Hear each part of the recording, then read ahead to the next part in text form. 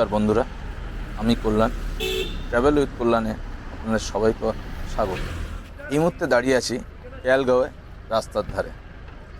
আর ওই যে দূরে যে রাস্তাটা দেখছেন না, রাস্তার যে এন্ড, তার পাশেই হচ্ছে লিডার নদী। এই নদীর পাশেই আমরা আজকে রাত্রি যাপন।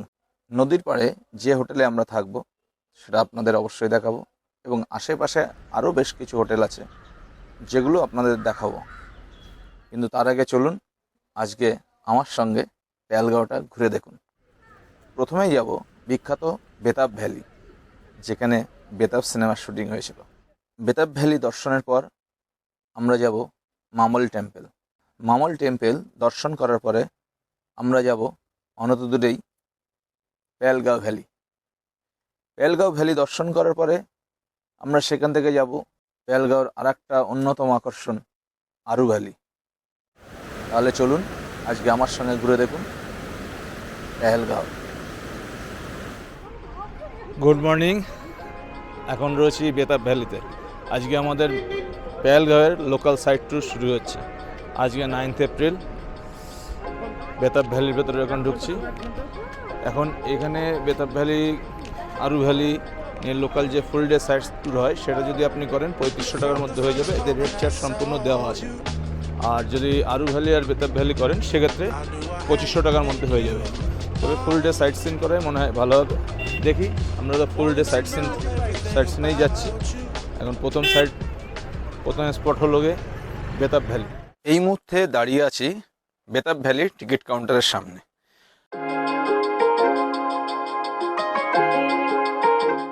বেতাব ভ্যালির এন্ট্রি ফি বড়দের ক্ষেত্রে হচ্ছে 100 টাকা, ছোটদের জন্য 50 টাকা। তাহলে চলুন টিকিট কেটে বেতাব ভ্যালির প্রবেশ করা যাক। টিকিট কেটে আমরা যখন ভেতরে প্রবেশ করলাম তখন দেখলাম সব ভেতরে ঠেলা গাড়ির মতো রয়েছে। এই ঠেলা গাড়ি করে আপনাকে বেতাব ভ্যালির পুরো যে অংশটা সেটা ঘুরিয়ে দেখাবে। বেতাব ভ্যালি কিন্তু অনেক বড়, ছোটোখাটো ভাববেন না। পুরোটা ঘুরতে যথেষ্ট সময় লাগবে। তাই যাদের পায়ের জোর নেই, হাঁটুতে সমস্যা, তারা অবশ্যই এই গাড়ির ব্যাপারে কথা বলেন। পুরো বেতাব ভ্যালি ঘোরাতে একজন নেবে 500 টাকা, তবে দরদাম করলে কমও হতে পারে। সিজন ভেদে দাম ওঠানামা করে। আর একটা জিনিস দেখলাম, এই ঠেলা গাড়ি পার করেই রয়েছে কয়েকটি রাম ছাগল, বেশ বড় আকারের, এবং তারা চশমা পরে বসে আছে। আপনি একটা চেয়ারে বসবেন, তার পাশে দুদিকে দুটো ছাগল এসে দাঁড়াবে। একজনের নাম শাহরুখ খান, একজনের নাম সলমান খান। এই হিসাবে ছবিটা তুলে দেবে। প্রতি ছবি তুলতে 50 টাকা নেবে। এটা দরদাম করে নিতে পারেন। সিজন ভেদে দাম বাড়তেও পারে, কমতেও পারে। সে কথাবার্তা বলে ছবি তুলবেন। অনেকেই দেখছি ছবি তুলছে, এবং এটা বেশ মজাদার ব্যাপার। যাক, এটা দেখে আমরা সামনের দিকে এগিয়ে গেলাম।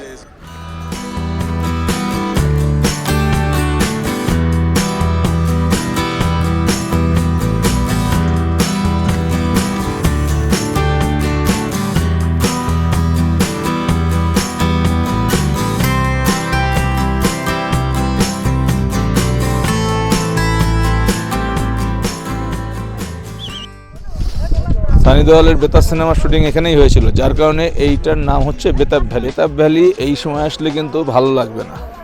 কিছু জায়গা সবুজ গালিচা মতো হয়েছে, কিন্তু বাকি সমস্ত জায়গায় জল কাদা।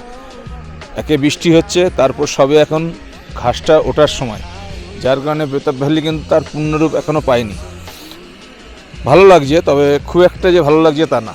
আপনি আসলে এপ্রিলের শেষের দিকে আসেন, অথবা মে জুন মাসে আসুন, তাহলে কিন্তু বেতাব ভ্যালি তার আসল রূপটা পাবে। আর যদি আপনি বরফপ্রেমী হন তাহলে এই সময়টা ঠিক আছে।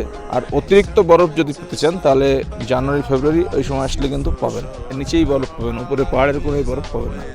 এখন এমন সময় আমরা এসেছি যে সময় না কিছু সবুজ পাচ্ছি, না বরফ পাচ্ছি, হাতের গোড়ায় সব কিছু সেই অবস্থাতে চলছে। তবে ঠান্ডা কিন্তু মারাত্মক, সেই বুঝে আসবেন। ঠান্ডা এখানে প্রচণ্ড ঠান্ডা।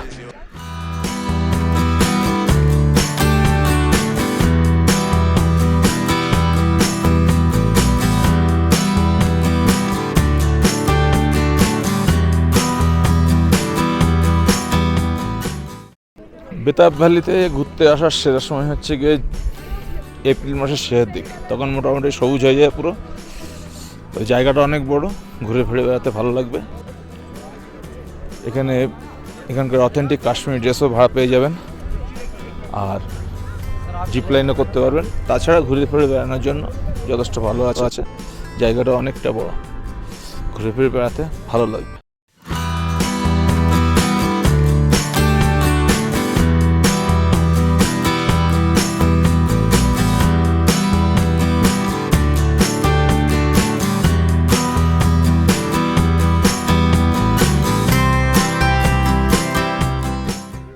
বেতাব ভ্যালির এই সাইডটা তো ভালো আছে, এই সাইডে গাছপালা মোটামুটি যা আছে সবুজ, আর নিচে গালিচাটাও সবুজ, এদিকে জল খুব একটা নেই।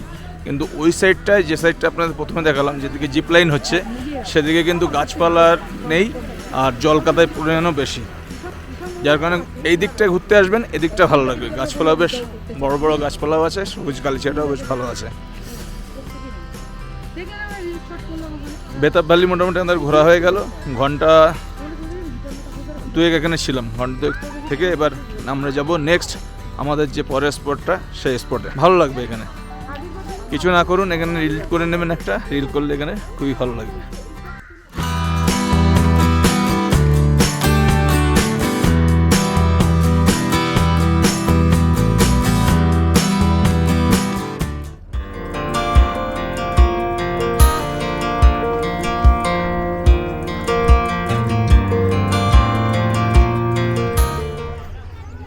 বেতাব ভ্যালি আসলে ঘন্টা দুয়েক হাতে সময় নিয়ে আসবেন, জায়গাটা খুবই ভালো লাগবে। আর যদি পুরো সবুজ গালিচা থাকে সেক্ষেত্রে তো আর কথাই নেই, সেটা আরও সুন্দর লাগবে। তাই একটু হাতে সময় নিয়ে বেরোবেন এবং সর্বপ্রথম পেহেলগাঁওতে বেতাব ভ্যালি করবেন।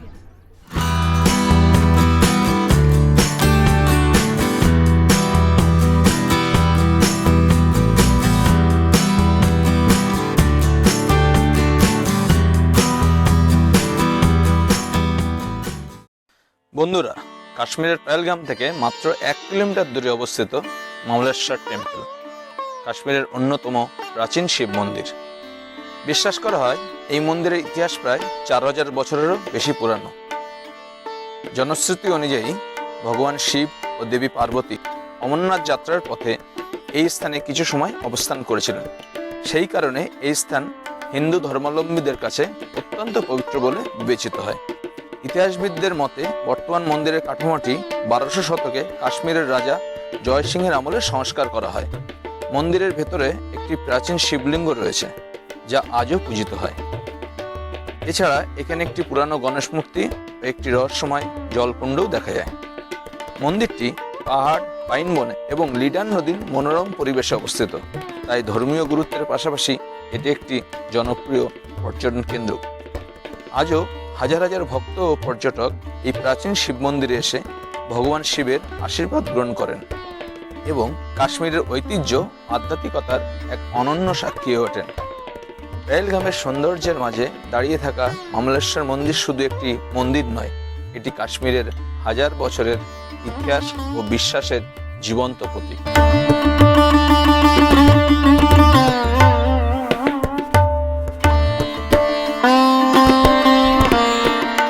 এই মুহূর্তে দাঁড়িয়ে আছি আমাদের তৃতীয় স্পট মামল টেম্পলের কাছেই। পেছনে আমার যেটা দেখতে পাচ্ছেন রয়েছে মামল টেম্পল, যেটা 1128 সাল থেকে 1155 সালের মধ্যে তৈরি হয়েছিল। অনেক পুরানো এই মন্দিরটা, এবং মন্দিরের আশেপাশের পরিবেশটা আরও সুন্দর। এখানে কিছুক্ষণ বসে থাকতে দারুণ সুন্দর লাগবে, মনে একটা অদ্ভুত শান্তি আসবে।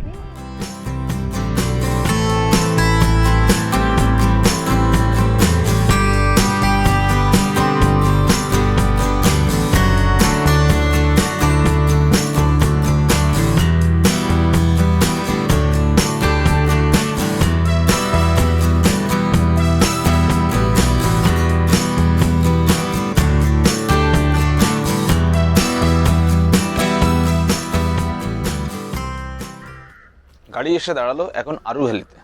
এই আরু ভ্যালিতে যেখানে গাড়ি পার্কিং হবে সেখান থেকে একটু হেঁটে এগিয়ে গেলেই পড়বে আরু ভ্যালির যাওয়ার রাস্তা। এই পার্কিং এরিয়াতে আপনি একটা শৌচালয় পেয়ে যাবেন, যদি কোনো প্রয়োজন হয় শৌচালয় 10 টাকার বিনিময়ে ব্যবহার করতে পারেন। কিন্তু এই আরু ভ্যালির একটা সমস্যা আছে, এখানে কিন্তু আপনি কোনো নেটওয়ার্ক পাবেন না, সমস্ত নেটওয়ার্কই জিরো, কোনো নেটওয়ার্ক নেই। সুতরাং সবাই মিলে যখন চলবেন তখন একসাথে চলার চেষ্টা করবেন। যদি কেউ এদিক ওদিক হয়ে যায় তাকে কিন্তু যোগাযোগ করার কোনো উপায় নেই। আর এখান থেকে পেহেলগাঁও যাওয়ার জন্য আলাদা কোনো গাড়িও পাবেন না, আরু ভ্যালিতে আপনি হেঁটে কিছুটা ঘুরতে পারেন, আর এছাড়া এখানে 6-7টা পয়েন্ট আলাদা করে হয় যেগুলো ঘোড়ায় করে নিয়ে যাওয়া হয়। তার মধ্যে আছে আপনার কেভ আছে, লিডার নদী আছে, আরও 2-4টে পয়েন্ট আছে, আরু ভ্যালির একটু উপরের দিক আছে। সেগুলো আপনি ঘোড়া করে ঘুরতে পারেন। মোটামুটি 2-3 ঘন্টার মধ্যে ঘোরা হয়ে যাবে যদি মনে করেন আপনি ঘোড়ায় করে যেতে পারেন। পায়ে হেঁটে যেতে গেলে প্রচুর সময় লাগবে। একমাত্র যাওয়ার উপায় হচ্ছে কি, বেস্ট উপায় হচ্ছে কি ঘোড়া। এখানে প্রচুর ঘোড়া আছে, দরদাম করে চলে যাবেন। বেশ কিছু দোকানও আছে, ফ্রুটের দোকান আছে, দেখুন বিভিন্ন রকম ফলের দোকান, ঘর সাজানোর জিনিসপত্র, শাল, মুড়িও পেয়ে যাবেন, ফুচকা পেয়ে যাবেন, ভুট্টা পেয়ে যাবেন, অ্যাপেল জুস পেয়ে যাবেন, সমস্ত কিছুই এখানে আছে। এটা হচ্ছে অ্যাপেল জুসের দোকান। एक ग्लास कितने का है? 50 रुपीज़ एक ग्लास 50, एक ग्लास 50 টাকা। খেয়ে দেখতে পারেন, এখানে আসলে করে খারাপ লাগবে না।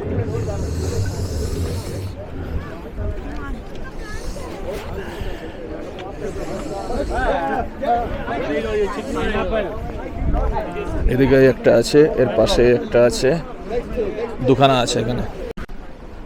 আরু ভ্যালি যদি আসল সৌন্দর্য দেখতে চান তাহলে অবশ্যই আপনাকে ঘোড়া করে যেতে হবে। বিভিন্ন রকম এখানে 6-7টা পয়েন্ট আছে, কিন্তু টাকার কথা চিন্তা করলে কোনো কিছু দেখতে পারবেন না। টাকার কথা চিন্তা না করেই এগুলো ঘুরে দেখবেন, ভালো লাগবে। 7খানা মতো পয়েন্ট আছে, এরা ঘোড়াতে করে ঘুরিয়ে দেখাবে আপনাকে। একবার ঘুরে যাবেন, আশা করি খুবই ভালো লাগবে।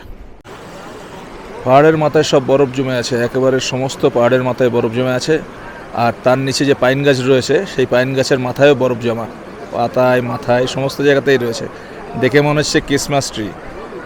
জানি না ক্যামেরায় কতটা আসবে, তবে যতটা চেষ্টা করলাম আনার, খালি চোখে কিন্তু এখান থেকে দারুণ দেখতে লাগছে। আপনাদের যতটা পারলাম দেখানোর চেষ্টা করলাম। ঠান্ডা এখানে মারাত্মক, -3-4 হয়তো ঠান্ডা হবে। রোদ উঠলে তখন ঠান্ডা কম লাগছে, না হলে এখানে হাড় কাঁপানো ঠান্ডা। এটা আরু ভ্যালির একটা পয়েন্ট, ক্যাফেটেরিয়া পার্ক। এখান থেকে মেন আরু ভ্যালি যেটা রয়েছে আরেকটু উপরে, সেটা ঘোড়ায় করে যেতে হয়। ঘোড়ার রেট আপনাদের দেখিয়ে দেবো। আর এখানে একটা ছোট পার্ক করা আছে, পার্কটার নাম হচ্ছে ক্যাফেটেরিয়া পার্ক। এন্ট্রি ফি হচ্ছে 30 টাকা, বাচ্চাদের হচ্ছে গিয়ে 15 টাকা।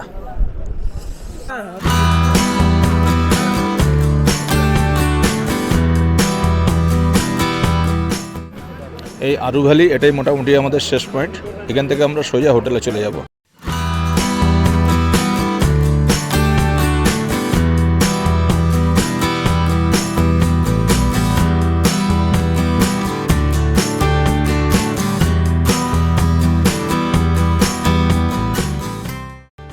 এবার চলুন আমি যে হোটেলে ছিলাম সেই হোটেলের রুম ট্যুরটা একবার করিয়ে দিই। ঘরটা যথেষ্ট বড়, ডাবল বেড আছে, মোটামুটি আপনি 3 জন আরামসে শুতে পারবেন। ব্ল্যাঙ্কেটও ডবল দেওয়া আছে, আর পাশে একটা সোফা কাম বেড রয়েছে, যেটাতে আপনি বসতেও পারেন, আবার পরবর্তীকালে আপনি সেটাকে বেডও বানাতে পারেন। আর এর ঠিক জানলা দিয়ে না বাইরে পুরো লিডার নদী দেখা যাচ্ছে, একদম পাশেই, লিডার নদীর একদম পাশে। হোটেলের পজিশনটা দুর্দান্ত। আর সঙ্গে যে বাথরুমটা রয়েছে, বাথরুমটা অনেক বড়, বেশ দারুণ। বাথরুম থেকেও লিডার নদী দেখা যাচ্ছে, বেডরুম থেকেও দেখা যাচ্ছে, দারুণ পজিশন।